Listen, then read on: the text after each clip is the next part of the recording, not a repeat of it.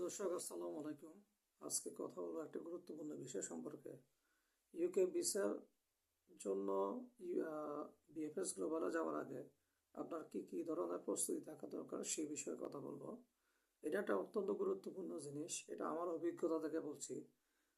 BFS গ্লোবালে গিয়েও অনেকে আপনার তার প্রপার একটা প্রস্তুতি ছাড়া সেখানে যায়।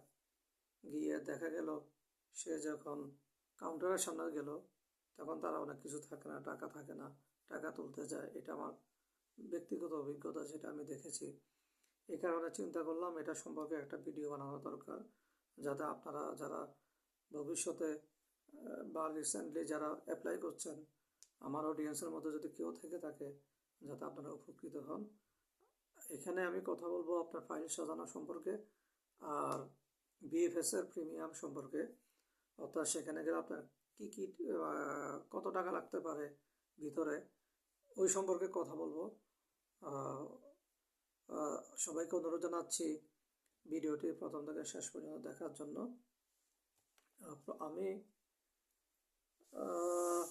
কিছু নোট করে রেখেছি যাতে আপনাদেরকে বলার সময় আমার যাতে কোনো কিছু বাদ না যায়। যেমন আপনি কিভাবে ফাইলটাকে সাজাবেন।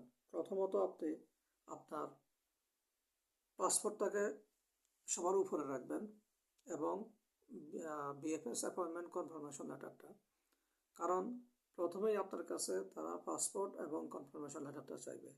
তো এটা সবার আগে উপরে রাখবেন আপনি। তারপরে রাখবেন আপনার অ্যাপ্লিকেশন ফর্ম, তারপরে পর্যায়ক্রমে আপনার ক্যাশ লেটার সার্টিফিকেটগুলো, তারপরে আপনার bank statement, bank solvency certificate, medical certificate রাখবেন।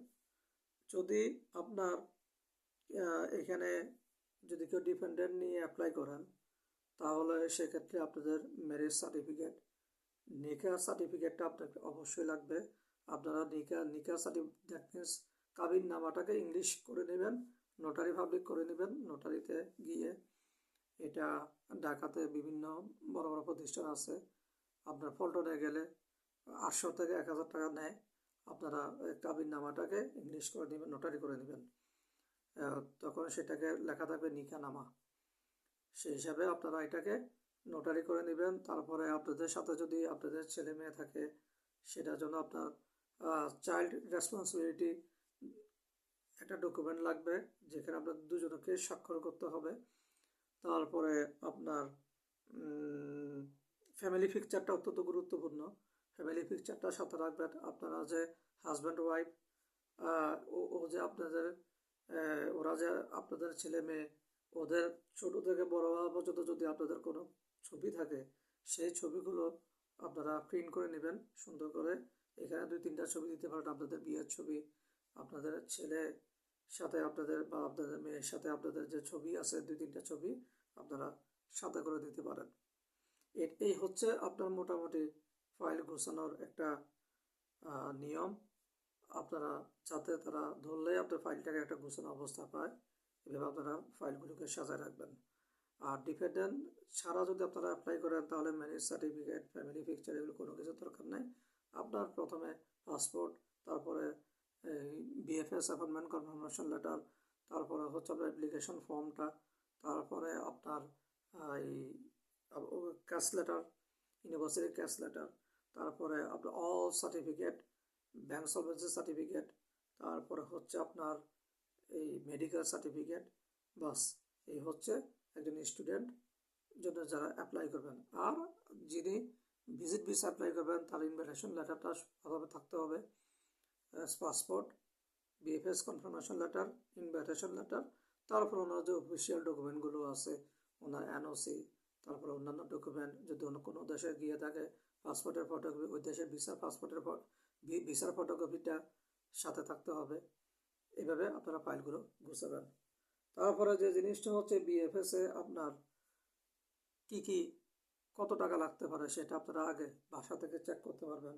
আপনারা বিএফএস গ্লোবাল ঢাকা দিয়ে সার্চ দিলে পাবেন হচ্ছে যেমন বিএফএস visa.bfsglobal.com BZD GBR, এটা হচ্ছে ইউকের জন্য, মনে রাখবেন BZD GBR। এটা যখন আপনার ওয়েবসাইটে দেখবেন, এটা হচ্ছে ইউকে ভিসার জন্য বিএফএস গ্লোবাল অ্যাড্রেস। আপনারা এখানে ঢুকলে আপনারা পাবেন হচ্ছে welcome to BFS global, we are an official partner of UK visa and immigration. কারণ বিএফএস গ্লোবাল এটা অনেক দেশের জন্য আছে, কানাডার জন্য আছে, অস্ট্রেলিয়ার জন্য আছে, ইতালির জন্য আছে, ইউকের জন্য আছে। তো আপনারা যেখানে দেবেন বিজিডি জিবিআর, ওটা হচ্ছে ইউকের বিএফএস গ্লোবালের ওয়েবসাইট। সেখানে গেলে আপনারা পাবেন যে apply for a visa, find a centre, premium service, your appointment. আমরা একটু প্রিমিয়াম সার্ভিস নিয়ে কথা বলবো, কারণ আমার সামনে যে ছিল কাউন্টারে গেলে আপনাকে একটা প্রিমিয়াম নিতে বলবে তারা। তো প্রিমিয়ামের জন্য কিছু টাকা দেওয়া লাগে, অর্থাৎ এখানে এখন তো আর কেউ ঝামেলা নিতে চায় না, সবাই ওখানে গিয়ে স্ক্যান করে। আপনি যদি নিজের ডকুমেন্টগুলো নিজে আগেই স্ক্যান করে আপলোড করে দেন, তাহলে আপনার আর প্রিমিয়াম না নিলেও চলবে। সেখানে আবার আপনাকে কী করতে হবে, কষ্ট করে ফটোকপি করা লাগবে, করে আবার তাদেরকে এই ফটোকপিগুলো দেওয়া লাগবে। তো এই ঝামেলা এখন আর কেউ নিতে চায় না, একটা প্রিমিয়াম নেয়। এখন প্রিমিয়ামগুলো নেওয়ার সময় আপনি এখানে সার্চ দিয়ে দেখেন কি কি আছে। যেমন প্রিমিয়ামে অপশনে আপনি সার্চ দিলে পাবেন হচ্ছে সিলেক্ট আ ভিসা অ্যাপ্লিকেশন সেন্টার। আমাদের দুইটা ভিসা অ্যাপ্লিকেশন সেন্টার আছে, একটা হচ্ছে সিলেট, একটা হচ্ছে ঢাকা। তো আপনি ঢাকায় সিলেক্ট করেন। সিলেক্ট করলে এবার আপনি এখানে পাবেন হচ্ছে আপনার প্রিমিয়াম প্যাকেজগুলো। সবচেয়ে বড় প্যাকেজটার নাম হচ্ছে গোল্ড প্রিমিয়াম প্যাকেজ, এটা হচ্ছে ৮৫০০ টাকা। তারপরে হচ্ছে ৬৫০০ টাকা, তারপরে হচ্ছে ২৮০০ সিলভার প্রিমিয়াম, ব্রোঞ্জ প্রিমিয়াম হচ্ছে ২২০০ টাকা। আচ্ছা, এখন সবচেয়ে বড় প্যাকেজটার কথাটা বলি, গোল্ড প্রিমিয়াম প্যাকেজ। এখানে এটা নিলে আপনার আর কোনো কিছু করা লাগবে না, আপনাকে তারা একটা লবিতে নিয়ে বসাবে, চমৎকার একটা লবিতে রাখবে তারা আপনাকে। ওখানে রাখলে ওরাই আপনার কাছ থেকে ফাইলটা নিবে, নিয়ে ওরাই ফাইল সব কিছু সাজাইয়া টাজাইয়া আপনার স্ক্যান টেস্কিং করে সব কিছু করে আপনাকে ফিঙ্গারপ্রিন্টের জন্য তারা ডাক দিবে। এটা হচ্ছে গোল্ড। আর কিছু আপনাকে স্ন্যাক খাওয়াবে, পানি, কফি, বিস্কিট, তারপরে হচ্ছে কেক টেক দিবে, চকলেট দিবে। এই শেষ, এটার মূল্য হচ্ছে ৮৫০০ টাকা। তবে আপনার কাছে যদি প্রচুর পরিমাণে টাকা থাকে আর আপনার যদি লাইনে বা কিছু ১৫-২০ মিনিট যদি অপেক্ষা করতে না চান, তাহলে আপনি এটা নিতে পারেন যদি আপনার কাছে প্রচুর পরিমাণে টাকা থাকে। সেম জিনিস ৬৫০০ টাকায় একই সার্ভিস, আপনার ওরা এসে সব কিছু নিয়ে যাবে। আর সিলভার প্রিমিয়াম প্যাকেজ ২৮০০ টাকা, আর ব্রোঞ্জ প্রিমিয়াম প্যাকেজ ২২০০ টাকা। এই দুইটা প্যাকেজ সম্পর্কে বলি। এই দুইটা প্যাকেজের কাজ মোটামুটি একই। এই দুইটা প্যাকেজে হচ্ছে আপনার একটা সিরিয়াল থাকবে, সিরিয়ালের জন্য আপনি বসবেন, বসার পর আপনার সিরিয়াল অনুযায়ী আপনাকে ডাক দিবে, আপনার নাম, আপনার টোকেন নাম্বার আসলে আপনি কাউন্টারে যাবেন। দুইটা প্যাকেজের কাজ কিন্তু মোটামুটি সেম। গেলে আপনার যখন ডকুমেন্টগুলো দিবেন তাদেরকে, তো কাউন্টারে যিনি আছেন তাকে দিলে, দেওয়ার পরে সে এগুলোকে স্ক্যান করবে, এগুলোকে আপলোড করবে, সব কিছু সে করবে, ঠিক আছে। তবে আপনাকে একটা কোশ্চেন করবে, মনে রাখবেন যে আপনি কি ওখানে থাকবেন নাকি আপনি চলে আসবেন। তো আপনি থাকার কথা বলার দরকার নাই, আপনি বলবেন যে হ্যাঁ, আমি আমার পড়াশোনা শেষ করে আমি আবার দেশে চলে আসব। এটা আপনি অবশ্যই বলবেন। ওইখানে আবার বলবেন না যে আমি ওখানে থেকে যাবো, আমি আর আসবো না। কারণ ওরা আমাদের দেশের মানুষ হলো, ওরা কিন্তু আপনার ব্রিটিশ গভর্নমেন্টের জন্য কাজ করতেছে। সো এরকম অ্যান্সার না দেওয়াটাই উত্তম। তারপরে আপনার তারা সব কিছু আপলোড করে আপনাকে দিয়ে দিবে, দিয়ে দেওয়ার পরে আপনার ফিঙ্গারপ্রিন্টের জন্য থাকবে। এখন এখানে একটা জিনিস হচ্ছে যে আপনারা এই টাকাটা যে দিবেন, এখানে ৮০০ লেখা আছে, ২৮০০ লেখা আছে সিলভার প্রিমিয়াম প্যাকেজ, ব্রোঞ্জ প্রিমিয়ামে ২২০০ লেখা আছে। এটার সাথে আপনারা আরও ৪০০ বা ৫০০ টাকা বাড়তি রাখবেন, অর্থাৎ ২২০০ জায়গায় ২৭০০ রাখবেন, ২৮০০ জায়গায় ৩৩০০ টাকা রাখবেন। কারণ এখানে আরেকটা সার্ভিস চার্জ যোগ হবে ৪০০ বা ৫০০ টাকার। আমাদের বোধহয় ৪০০ টাকা যোগ হয়েছিল। যাই হোক, এই বছর কত টাকা যোগ হয় আমি ঠিক বলতে পারছি না, হয়তো 400 বা 500 এরকম যোগ হবে। আর আর 8,500 জায়গায় আরও 500 টাকা বাড়তি রাখবেন বা 600 টাকা বাড়তি রাখবেন।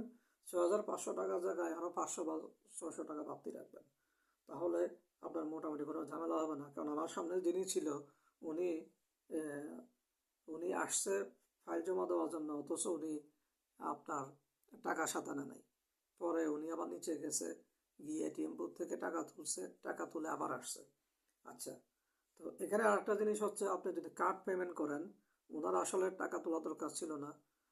আমিও প্রথমে জানতাম না, পরে ভিতরে গিয়ে দেখলাম যে না, কার্ড দিয়ে আপনি পেমেন্ট করতে পারবেন। কার্ড দিয়ে যদি আপনি পেমেন্ট করেন তাহলে আপনার একটা সুবিধা হচ্ছে, আপনি একটা ডিসকাউন্ট পাবেন। অর্থাৎ আপনি 400 টাকার মতো আপনি ডিসকাউন্ট পাবেন। 400, 300 বা 400 টাকা, আমার ঠিক খেয়াল নেই। যেমন আমি 2800, আমরা 3 জনের জন্য, আমি, আমার ওয়াইফ, আমার বাচ্চার জন্য সিলভার প্যাকেজটা নিয়েছিলাম। 2800 টাকা করে প্যাকেজ, ওখানে বোধহয় আপনার 3,000 টাকার মতো করে আসছিল। 3,000 বা 3100 এরকম করে আসছিল, কিন্তু আমাদের কাছ থেকে রাখছে 2600 টাকা করে। অর্থাৎ আমরা একটা কার্ড পেমেন্ট করার কারণে কার্ডের মাধ্যমে একটা ডিসকাউন্ট আমরা পেয়েছি। আমাদের 2600 টাকা করে আমাদের টোটাল 7,800 টাকা গিয়েছে ওখানে। তো এটা হচ্ছে বিএফএস এর ভিতরে যে আপনার খরচ। এখন আপনি একটু লাইনে দাঁড়াবেন, লাইনে তো আর দাঁড়ানো লাগবে না, আপনার টোকেনটা নিয়ে আপনি বসে থাকবেন, সিরিয়াল অনুযায়ী আপনি যাবেন, গিয়ে আপনার ফাইলটা জমা দিলে ওরা আপনার ফাইলগুলো আপলোড করে, আপনার সবচেয়ে বড় কথা হচ্ছে এখানে এই সিলভার প্যাকেজ, ব্রোঞ্জ প্যাকেজ, এই প্যাকেজে আপনি যে ডকুমেন্ট দিবেন, তারা কিন্তু সেই ডকুমেন্টটাকে আপলোড করবে। তারা বলে দিবে যে আপনার ডকুমেন্ট সব ঠিক আছে কিনা, তারা জিজ্ঞেস করবে আপনাকে আপনার ডকুমেন্ট সব ঠিক আছে কিনা। তারপর আপনি বলবেন, যদি বলেন হ্যাঁ সব ঠিক আছে, ওরা শুধু আপলোড করবে। আর গোল্ড প্রিমিয়াম প্যাকেজে যেটা হচ্ছে, তারা চেক করবে, রিচেক করবে যে আপনার কোনো ডকুমেন্ট দরকার আছে কিনা। ঠিক আছে, এটা তারা বলে কিন্তু, হ্যাঁ তারা চেক করে, তারা সব কিছু প্রসেস করে। তা আপনি তো জানেন যে আপনার কী কী জিনিস লাগবে। তো মোটামুটি একটা স্টুডেন্টের জন্য ডকুমেন্টগুলো তো আর বেশি ডকুমেন্ট লাগে না। পাসপোর্ট লাগবে, তারপরে আপনার অ্যাপয়েন্টমেন্ট লেটারটা লাগবে, এরপরে application, caste letter, bank solvency certificate, bank statement, আর আপনার অল সার্টিফিকেটগুলো শেষ, মেডিকেল সার্টিফিকেট। এর বাইরে তার কোনো কিছু লাগবে না। তাহলে শুধু শুধু আপনার বাড়তি টাকা খরচ করার দরকার নেই। আপনি আপলোড করে দিলে ওনারা আপলোড করে নিবে, নেওয়ার পরে এরপরে আপনাকে একটা ডেট দিয়ে দেবে। ডেটটা হচ্ছে নর্মালি 21 দিন। ইউকে ভিসার নর্মাল টাইমটা হচ্ছে 21 দিন। এই 21 দিনের ভিতরে কারো কারো হয়তো দেখা গেছে যে আগে আসতে পারে, কারো হয়তো 1 সপ্তাহ বা 10 দিন পরে আসতে পারে ভিসা। তো এটা নিয়ে ঘাবড়ানোর কোনো কিছু নেই। আপনারা যদি 21 দিন পার হয়ে যায়, যদি 21 দিনের মধ্যে ভিসা না আসে, তাহলে ইউকেবিতে আপনারা মেসেজ দিবেন। ঠিক আছে, ইউকেবিতে মেসেজ দিলে তারা এই মেসেজটার অ্যান্সার একদিন পরেই তারা দিয়ে দেয়, অথবা আপনার তারা যদি তাদের ওয়ার্কিং আওয়ারের মধ্যে আপনার মেসেজটা থাকে, ওই দিনে সাথে সাথে তারা ফিডব্যাক দেয় যে আপনার অবস্থানটা জানার জন্য। নর্মালি 21 দিনের মধ্যে তারা আপনার এটা অবস্থান জানা না, তারা বলে যে ওয়েট করার জন্য। 21 দিন পরে তারা ট্র্যাক করতে পারে যে আপনার ভিসার কী অবস্থা। 21 দিনের আগে তারা কোনো আপনার ভিসা ট্র্যাক করে না। আপনাকে বলবে যে এটা আপনার অপেক্ষা করার জন্য, যে 21 দিন পর্যন্ত অপেক্ষা করেন, 21 দিন পরে গিয়ে আপনার ভিসা ট্র্যাক করা যাবে। আর আপনি নিজেও ট্র্যাক করতে পারবেন যে আপনার এই ওয়েবসাইটে গিয়ে, ইউকেবির ওয়েবসাইটে গিয়ে আপনি নিজেও কি আপনার ভিসাকে ট্র্যাক করতে পারবেন যে ভিসার কী অবস্থা, পজিশনটা কি। ঠিক আছে, 21 দিনের মধ্যে যদি ভিসা না পান, শুধু তখন থাকবে প্রসেসিংয়ে আছে। ঠিক আছে, 21 দিন পরে আল্লাহ রহমতে তো আপনার 4 দিন, 5 দিন, 6 দিন, 7 দিন, 21 দিনের পরবর্তী সময়ের মধ্যে আপনি ইনশাল্লাহ ভিসা পেয়ে যাবেন আল্লাহর রহমতে। তো আমার অভিজ্ঞতা থেকে আপনাদেরকে বলছি, এই কারণে, কারণ আমি প্র্যাকটিক্যালি দেখেছি অনেকে এখানে অনেক প্রবলেমে পড়ে, যাতে ভবিষ্যতে আপনারা কোনো প্রবলেমে না পড়েন। এবং আমার ভিডিওর মাধ্যমে যদি আপনারা একজন লোকও যদি উপকৃত হন, তাহলে আমি মনে করবো যে আমার ভিডিওটা সার্থক। সবাইকে ধন্যবাদ। সবাই সুস্থ থাকুন, ভালো থাকুন, এবং চেষ্টা করুন যে আপনার একটা টাকা যাতে সেভ হয়, সেভাবে কাজ করার জন্য। ধন্যবাদ সবাইকে। আসসালামু আলাইকুম রহমতুল্লাহ।